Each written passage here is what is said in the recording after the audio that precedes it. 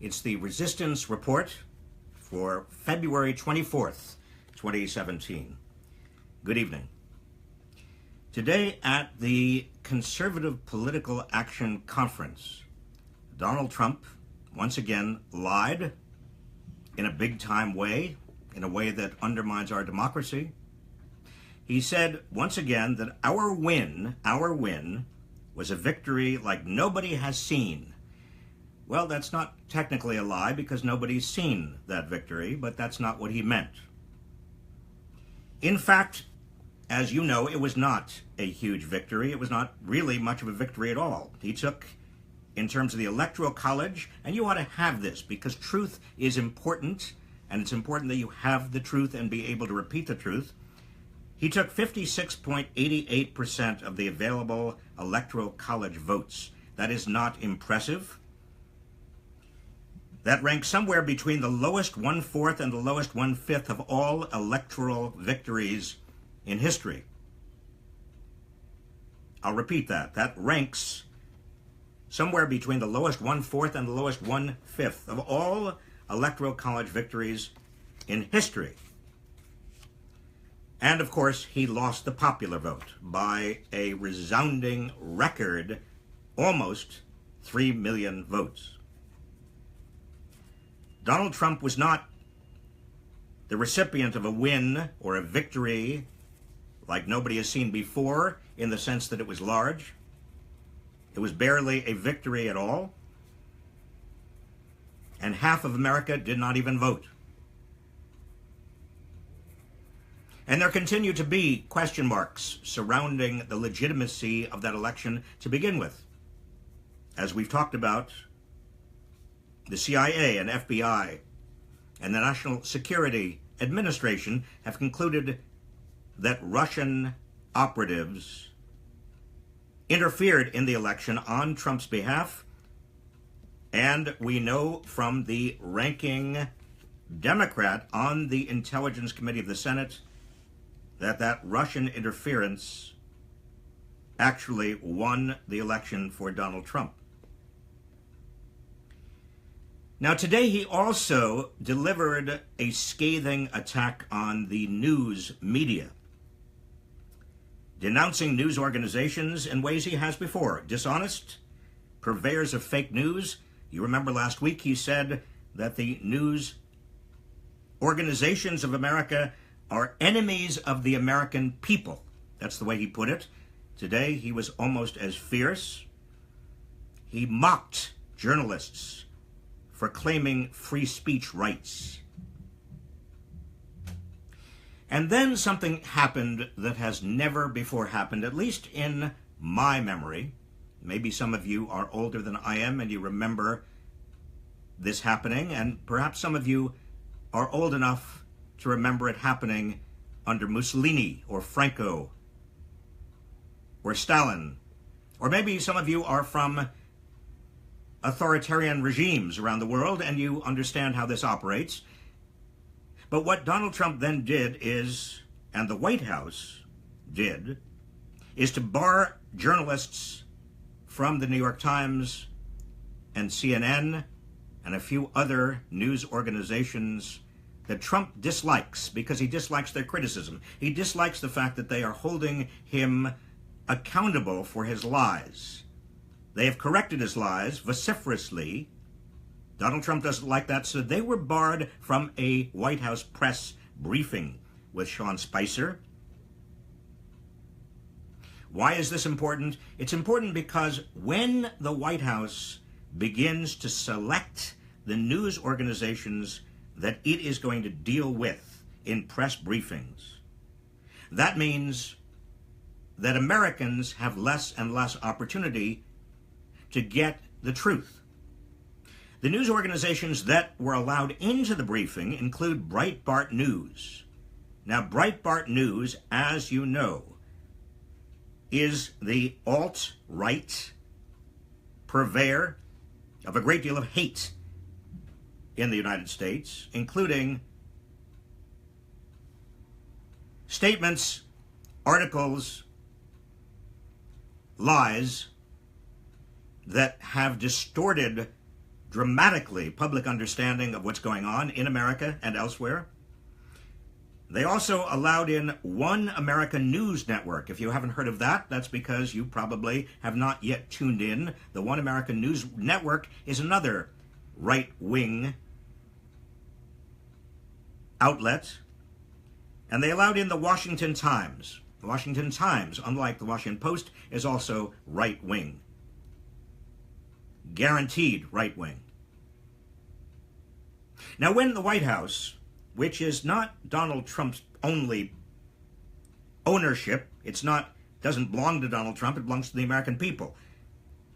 His presidency is not part of Donald Trump's own ownership or campaign. His presidency belongs to the American people in the sense that he is a public servant to all of us. We have a right to know what's going on and to know the truth. And for a president to act like a third-rate dictator and to tell big lies over and over and over again, even though he knows they're lies, because he has been confronted with the truth about whether he had a landslide victory and whether there was massive voting fraud, which is something else that he keeps saying. For him to overlook all of that evidence that he is actually promoting lies, wittingly, knowingly, again and again, and then banning news organizations that hold him accountable for those lies, then we are in trouble. Because this creeping tyranny knows no bounds. Reporters for Time magazine and the Associated Press, they were allowed in, but they decided not to join the Breitbart News and the One American News Network and Washington Times.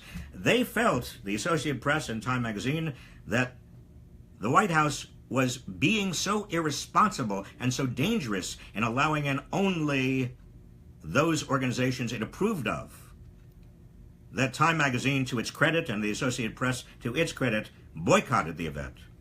I'm sorry to say that ABC and CBS did not. The Wall Street Journal did go to the event. That's not surprising, along with Fox News. Those are both under the aegis of Rupert Murdoch, a friend of Donald Trump. You've heard, no doubt, what's happening in the Wall Street Journal. A lot of people in the newsroom have been very nervous. They had a meeting with the editor of the Wall Street Journal, the executive editor, complaining about slanted news, that they could not investigate what they wanted to investigate about Donald Trump. The Wall Street Journal used to be one of the finest newspapers in this country, and its reporting, not its editorial page, but its reporting was among the best. But now, under Rupert Murdoch and the indirect influence of Donald Trump, reporters are finding themselves constrained. And what did the executive editor of the Wall Street Journal tell them? He said, if you don't like it, leave.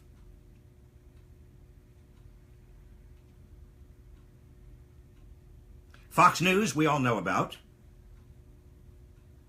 Sean Hannity single-handedly had an infomercial going almost every night in prime time for Donald Trump, allowed Donald Trump to speak, never challenged Donald Trump. In some respects, if Russian operatives helped elect Donald Trump, Sean Hannity had a hand in it as well. So here we have a major assault on the truth. Here we have creeping tyranny.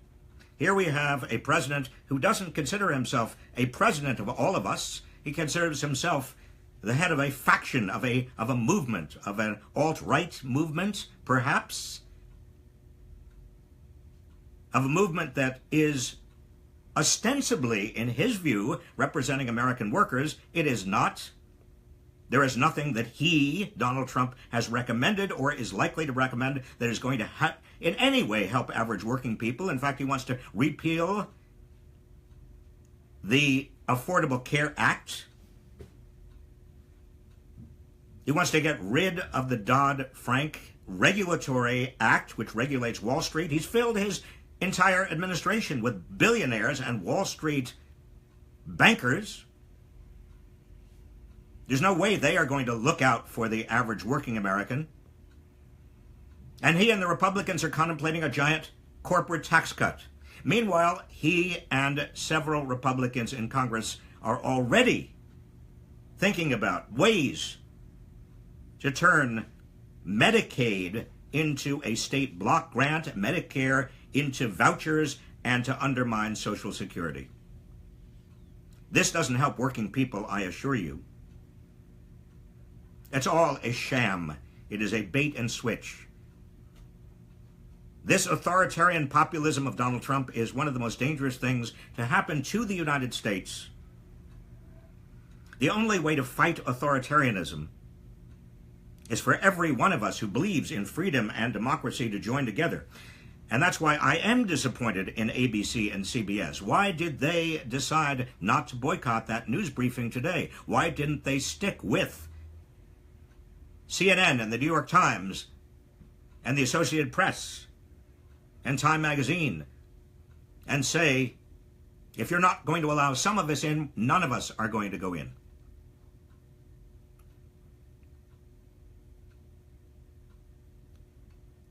Our democracy is strong, but it is not that strong. It has some potential fragility.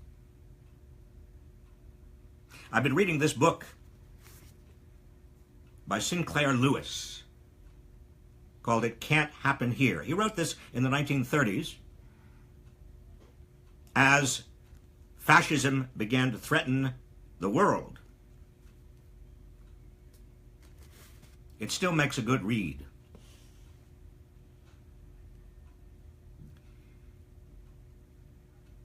Let me take your questions. First question is from Gene Lee. Why aren't the President Bush's, Mitt Romney, Jeb, Laura, and other more reasonable prominent figureheads of the GOP speaking out against number 45? Gene, I don't know. That's a very good question.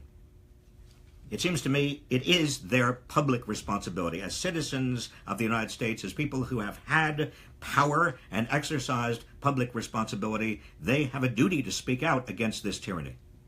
And if they don't, let me put it this way, anybody who fails to speak out when they have an audience, when they have the power to speak out, is indirectly collaborating with this tyranny. Debbie Cars, is it true that the Attorney General of New York, Eric Schneiderman, can start an independent investigation because the phone calls to Russia took place in New York? And if so, what can we do to ensure that it happens? Debbie, technically, the New York Attorney General could do that. Not only were the calls made, apparently, from New York, but as the representative of New York State, he could contend, in terms of standing in court, he could say that he has a responsibility to all of the citizens of New York to maintain the credibility and also the honesty of our electoral process, making sure that New York's electoral votes were fairly counted and New York's votes, in terms of popular votes, were appropriately counted. So yes, he does have that authority. How can you make it happen? You can simply suggest it to him. He is a very independent Attorney General. I think he might be quite interested in your suggestion.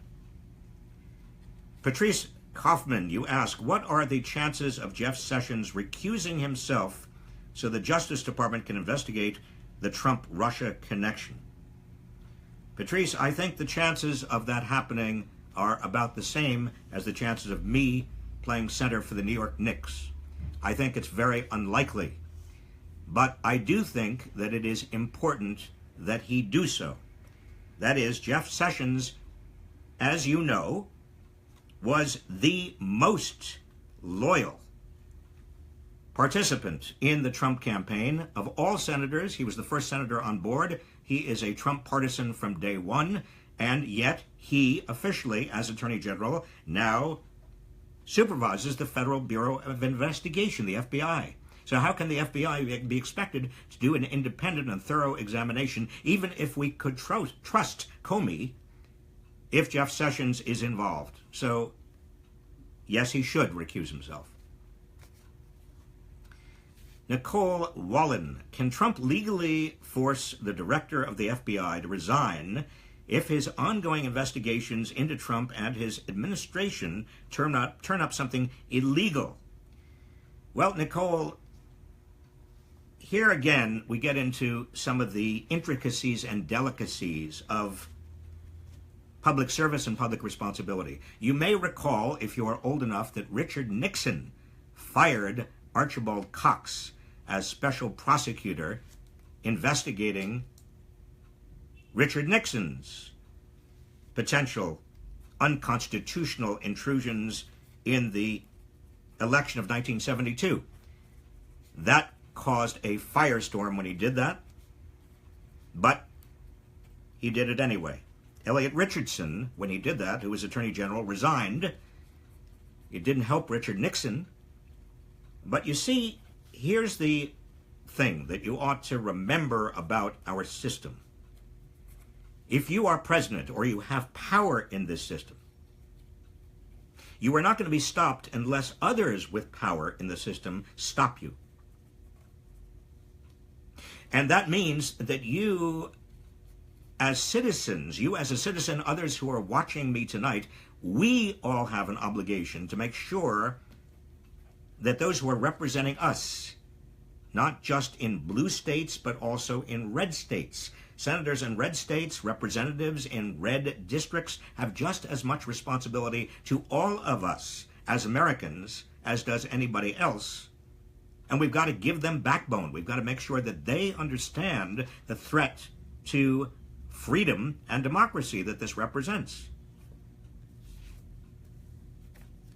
Kevin Durand, can we count on human nature to insulate humanity from brutality and inhumane treatment under this malevolent authority? Kevin, a complicated, abstract question, but let me just say this.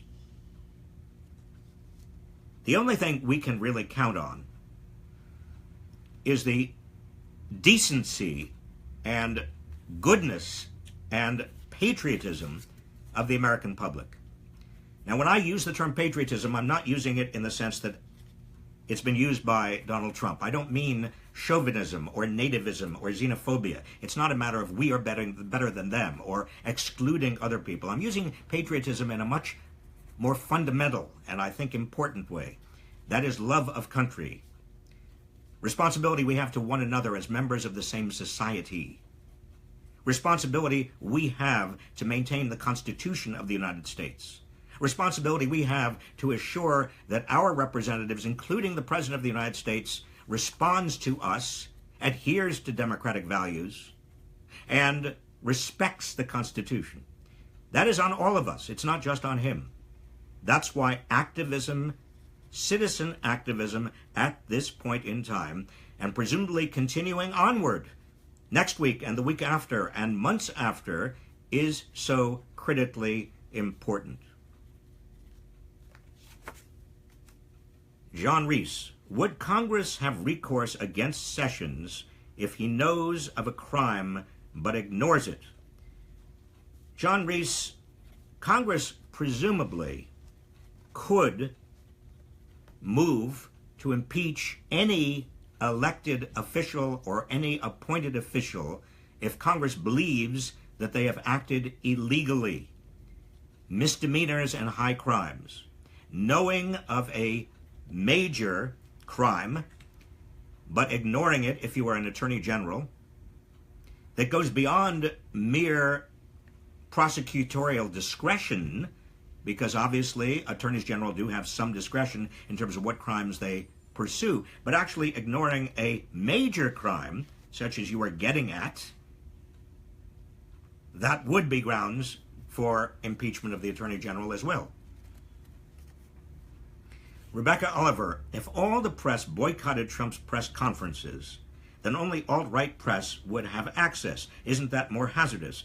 No, Rebecca, it seems to me that if all of the major press outlets decided not to go to any press conferences, it would delegitimize those press conferences. People would come to understand that those press conferences really had no justification. In fact, by lacking any of the normal press, mainstream press, the press that we all trust and rely on, even if we don't trust and rely on every single one of them 100% of the time, that would undermine the justification and legitimacy for those press conferences. I mean, who cares if just the alt-right comes to talk to Donald Trump and to Sean Spicer? That's what's happening already anyway. We must make sure that Donald Trump does not become the arbiter of authority and truth. That's the authoritarian way. Let me just make sure we're all on the same page about this, because it's important.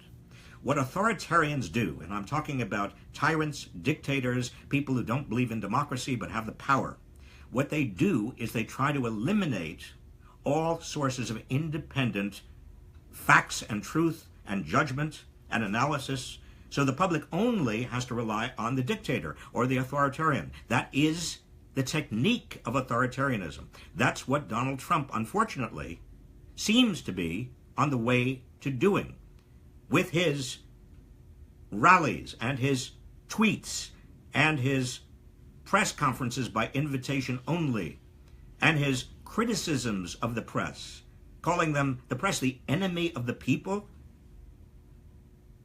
That kind of language, that kind of approach, that strategy is an authoritarian strategy. It has been used again and again and again by those who want to shut off independent inquiry and all critical opinion and judgment. Alan Moriera. Could Trump be impeached for First Amendment violations regarding recent barring of CNN and so on? Why isn't there immediate court action on this? Alan,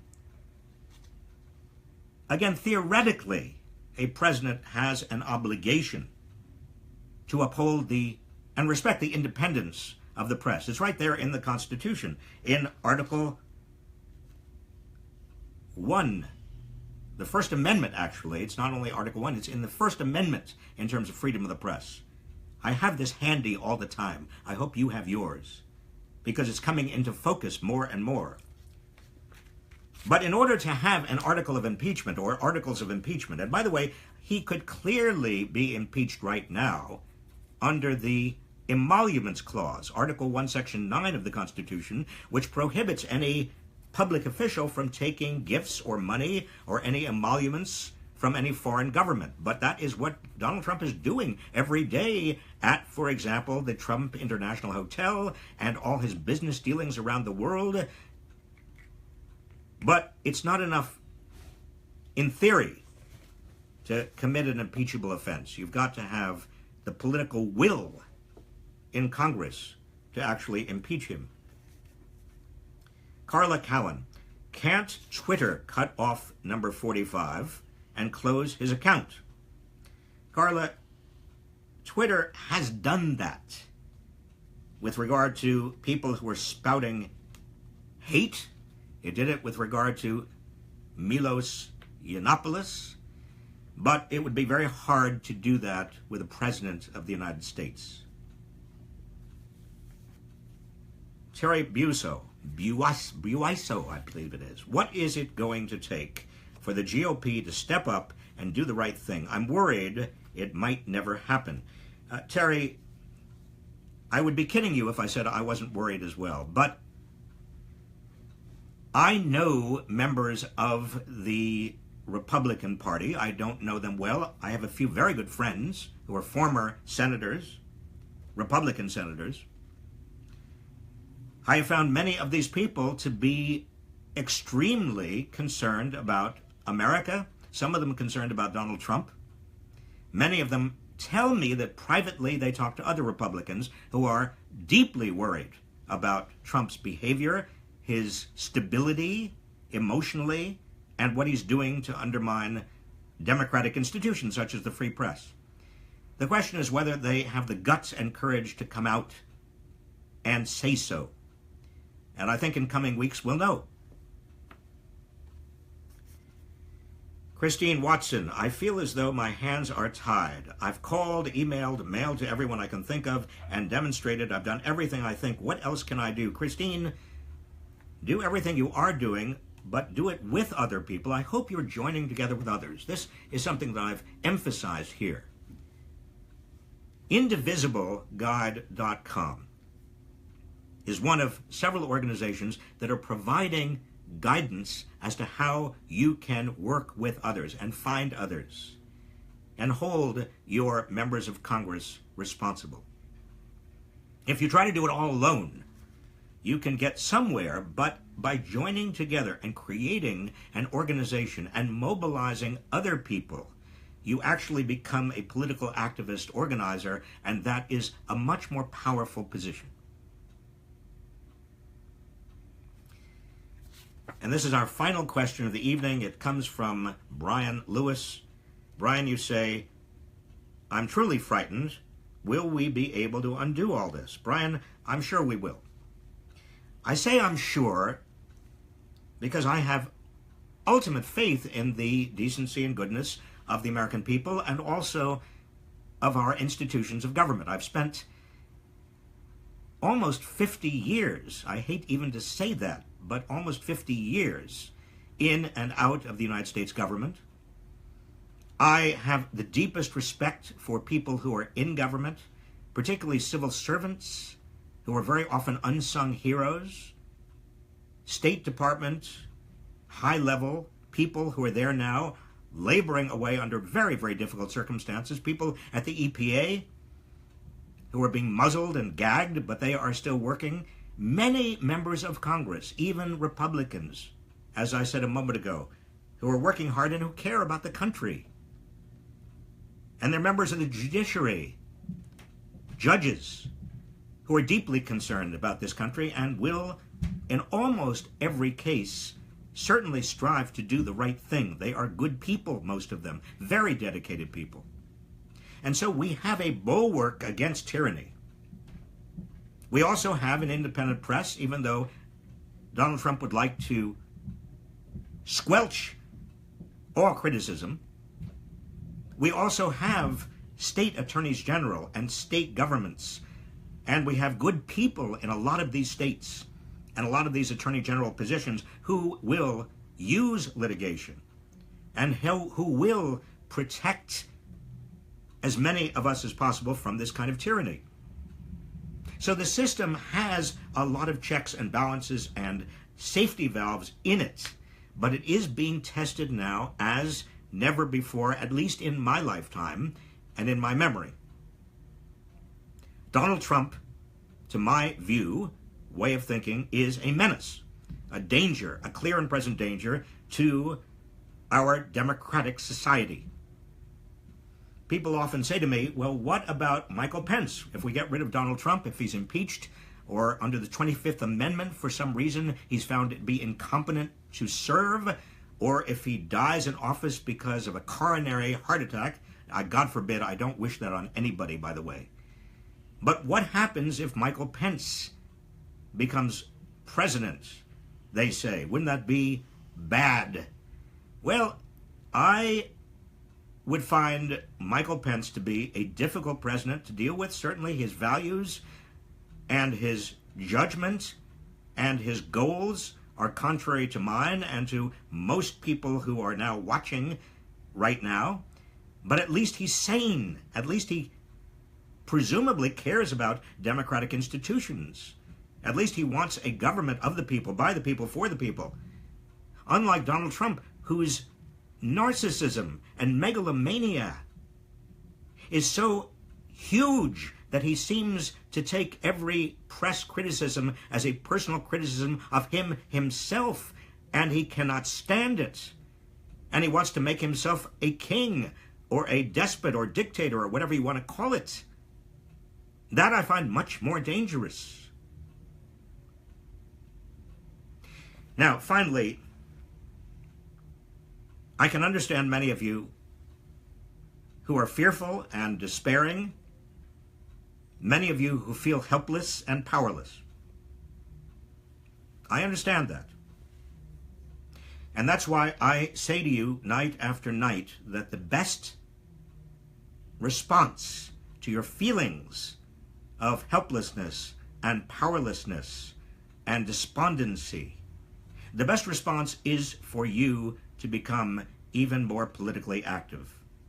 Not just calling the White House, not just calling your members of Congress, not just demonstrating, but also organizing and mobilizing and energizing, getting ready for the midterm elections, getting ready for the primaries for the midterm elections, which already are underway, getting ready to take back the House and the Senate if at all possible, getting ready to exercise your rights under our democracy to the extent that we have it left, and we still do, making sure that your children and grandchildren have the legacy that we had in terms of democratic institutions that are stronger even than we have, that are more enduring, that will not succumb ever again to a kind of Donald Trump.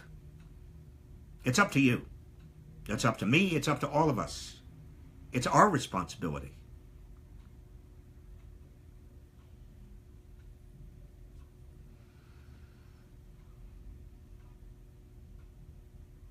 That ends the resistance report tonight.